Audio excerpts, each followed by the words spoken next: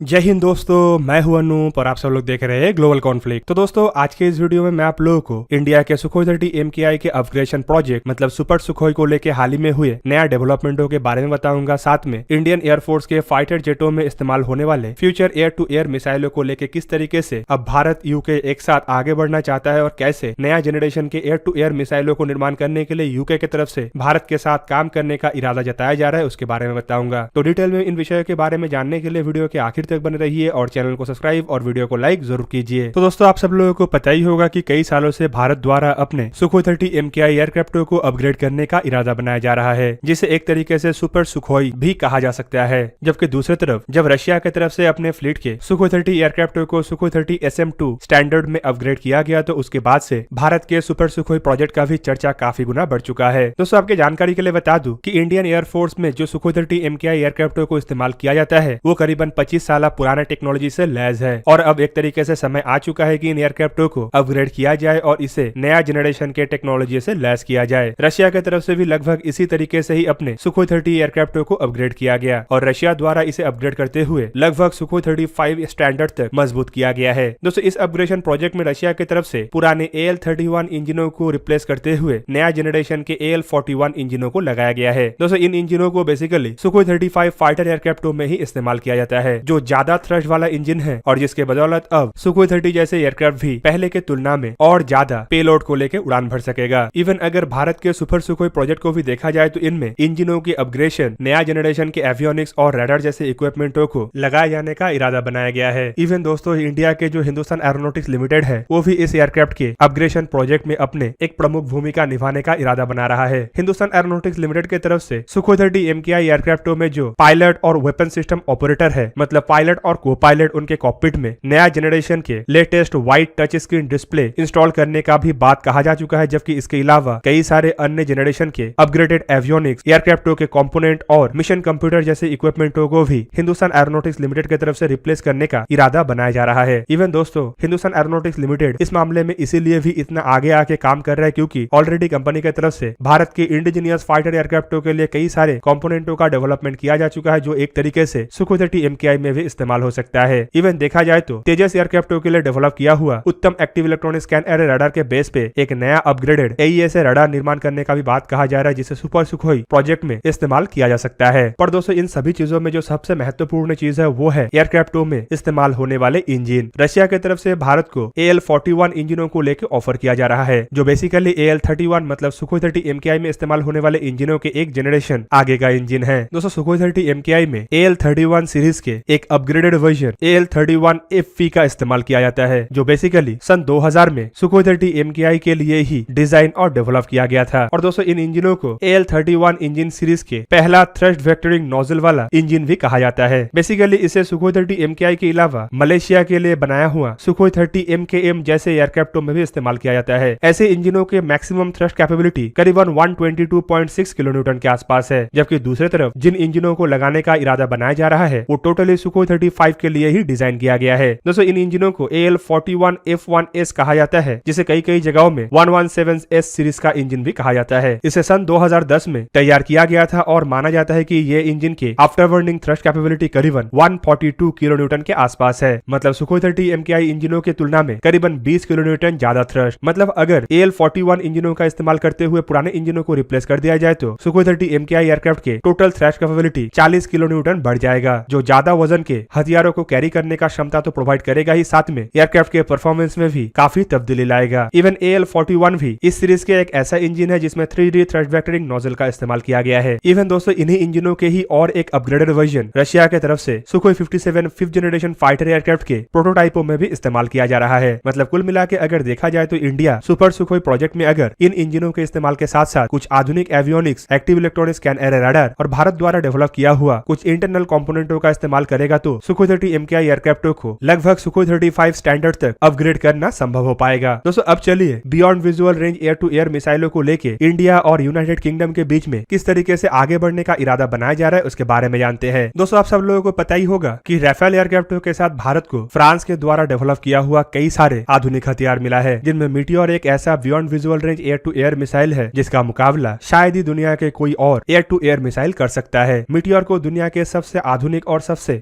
ताकतवर air to air missile भी कहा जाता है। और इंडिया इन मिसाइलों के कैपेबिलिटी को देखते हुए ऐसे मिसाइलों को खाली अपने राफेल नहीं बल्कि बेड़े के अन्य फाइटर एयरक्राफ्टों में भी इस्तेमाल करना चाहता है, खास करके सुखोई 30 MKI, मिराज 2000 और तेजस जैसे फाइटर एयरक्राफ्टों में। पर दोस्तों इन एयरक्राफ्टों में मिसाइलों को इस्तेमाल करने के पीछे एक सबसे बड़ा बाधा यह है कि फ्रांस के MBDA कंपनी की तरफ से मीटियोर मिसाइल के टेक्नोलॉजी को काफी ज्यादा सीक्रेटिव रखा गया है और इन मिसाइलों को किसी भी नॉन यूरोपियन फाइटर एयरक्राफ्टों में इस्तेमाल करने का फिलहाल कोई परमिशन नहीं है। एक तरीके से अगर देखा जाए तो F-35 जैसे फाइटर एयरक्राफ्टों में मीटियोर मिसाइल इस्तेमाल करने का इरादा बनाया गया है, लेकिन इसे लेके भी कई सारे मुश्किलों का सामना करना पड़ रहा है। खास करके जापान की तरफ से जब अपने F-35 एयरक्राफ्टों में मीटियोर मिसाइलों को इंटीग्रेट करने का इरादा बनाया गया तो उस समय भी जापान को इन्हीं मुश्किलों का सामना करना पड़ा और इसी वजह से जापान अब MBDA UK मतलब यूनाइटेड किंगडम के MBDA के ब्रांच के साथ मिलकर नया जनरेशन के आधुनिक मिसाइलों को निर्माण करेगा, जो बेसिकली मीटियोर से ही प्रेरित होगा और इसे अपने F-35 जैसे फाइटर एयरक्राफ्टों में इस्तेमाल किया जाएगा। और दोस्तों ऐसे में अब सवाल ये भी है कि भारत को भी अगर मीटियोर जैसे मिसाइलों को इस्तेमाल करना है तो संभावनाएं काफी कम है, क्योंकि अगर F-35 एयरक्राफ्टों में से इंस्टॉल करने को लेके मुश्किलें आ रहा है तो रशिया के सुखोई 30 MKI में तो इसका संभावनाएं ना के बराबर होगा। और दोस्तों अब सुनने को आ रहा है कि यूनाइटेड किंगडम की तरफ से भारत के साथ मीटियोर मिसाइल के बेस पे एक आधुनिक एयर टू एयर मिसाइलों को डेवलप करने का बात कहा जा रहा है। इवन आपके जानकारी के लिए बता दूं कि मीटियोर मिसाइलों को डेवलप करने के पीछे जितना भूमिका MBDA फ्रांस का है, लगभग उतना ही भूमिका MBDA UK का है। पर इन मिसाइलों को बेसिकली राफेल एयरक्राफ्टों के लिए डिजाइन और डेवलप किया गया है और इसका ज्यादातर टेक्नोलॉजिकल राइट्स फ्रांस के पास है। दोस्तों UK की तरफ से भारत के साथ मिलकर जिन मिसाइलों को बनाने का इरादा बनाया जा रहा है वो बेसिकली एक लॉन्ग रेंज के beyond visual range air to air missile होगा और उसे लेकर अब कहा जा रहा है कि संभावित ये मीटियोर मार्क 2 या मीटियोर 2 हो। पर दोस्तों इसके सामने भी कई सारे बाधा है। सबसे बड़ा बाधा तो यह है कि अगर भारत यूरोप के देशों के साथ मिलकर कोई पुरानी टेक्नोलॉजी के इस्तेमाल से नया अपग्रेडेड मिसाइलों का निर्माण करता है तो सबसे पहले मिसाइलों के एक्सपोर्ट के ऊपर यूरोप के इन देशों का भी एक कंट्रोल रहेगा। भारत चाहते हुए भी अपने मर्जी से अन्य देशों को इन मिसाइलों को बेच नहीं पाएगा। दूसरी तरफ भारत अपना खुद का ऐसा ही मीटियोर जैसे कैपेबिलिटी वाला मिसाइलों का निर्माण कर रहा है, जिसके लिए ऑलरेडी भारत कई सारे टेक्नोलॉजी का डेवलपमेंट कर चुका है, जैसे कि इसमें इस्तेमाल होने वाला इंजन। आप सब लोगों को पता ही होगा कि अस्त्र मार्क 1 मिसाइलों के सफलता के बाद अस्त्र सीरीज के कई सारे मिसाइलों को तैयार करने के लिए इरादा बनाया गया है, जिनमें अस्त्र IR मतलब इंफ्रारेड गाइडेड मिसाइल से शुरू करके अस्त्र मार्क 2 मतलब 200 किलोमीटर रेंज वाला बियॉन्ड विजुअल रेंज मिसाइल और अस्त्र मार्क 3 मतलब करीबन 300 से 350 किलोमीटर रेंज वाला beyond visual range air to air missile है। इनमें अस्त्र मार्क 3 को लगभग मीटियोर जैसे ही कैपेबिलिटी का या फिर उससे अधिक कैपेबिलिटी का मिसाइल के रूप में देखा जा रहा है। और ऐसे में अगर भारत MBDA UK के साथ मिलकर कोई नया एयर टू एयर मिसाइलों को निर्माण करने की तरफ आगे बढ़ेगा तो अस्त्र मार्क 3 मिसाइलों के या अस्त्र सीरीज के अन्य मिसाइलों के डेवलपमेंट के प्रोजेक्ट के ऊपर एक बहुत बड़ा असर पड़ सकता है। इवन दोस्तों इसके अलावा इंडोजिनाइजेशन को जिस तरीके से गवर्नमेंट के द्वारा समर्थन दिया जा रहा है और जिस तरीके से आर्म फोर्सेस की तरफ से अन्य देश से हथियारों को परचेस करने की जगह इंडिजिनियस हथियारों को तरजीह दिया जा रहा है, इससे ये भी डाउट में है कि यूके के इस प्रपोजल को लेकर कितना हद तक भारत आगे बढ़ सकता है। दूसरी तरफ defence research and development organisation की तरफ से भी कई बार बयान दिया जा चुका है कि भारत लगभग अपने मिसाइलों के जरूरत को इंडिजिनियस तरीके से पूरा करने के लिए समर्थ हो चुका है और आने वाले कुछ सालों के अंदर भारत को मिसाइल रिलेटेड कोई भी इक्विपमेंट अन्य देश से इंपोर्ट करने का कोई आवश्यकता नहीं होगा। ऐसे में यूके के ऑफर को काफी कमजोर माना जा रहा है और संभावित भारत ऐसे ऑफरों की तरफ आगे ना बढ़े बल्कि अपने खुद के एयर टू एयर मिसाइल के डेवलपमेंट को ही ज्यादा तरजीह दे। तो दोस्तों ये था आज का वीडियो। अगर आपको वीडियो अच्छा लगा तो इसे लाइक कीजिए और मेरे चैनल को सब्सक्राइब कीजिए और साथ में बना हुआ बेल आइकन को भी प्रेस कर दीजिए ताकि आप मेरा वीडियो देख पाए सबसे पहले। जय हिंद।